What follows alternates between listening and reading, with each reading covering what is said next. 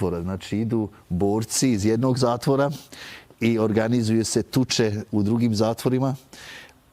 I oni koji su po najboljima, oni dobijaju pomilovanje, skraćeno vrijeme.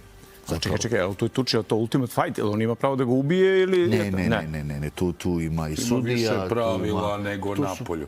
Znam, jel sam ja trenirao tajlandski boks i znam od ranije za to.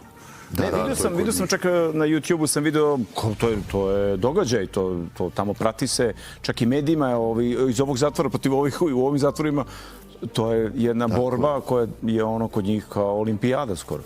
Prema svecu i tropar, kod njih je to običaj.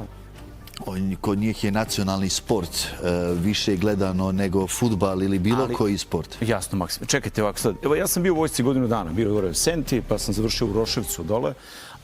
I svaki dan kada bi se probudio, imao sam onaj krstić, predsjetao sam jedan dan.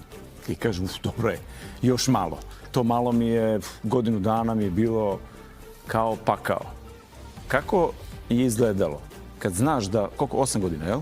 Dobro, ja sam bio osuđen na 13. Imao sam sreću zbog pomilovanja koje sam dobio. I onda si ostao?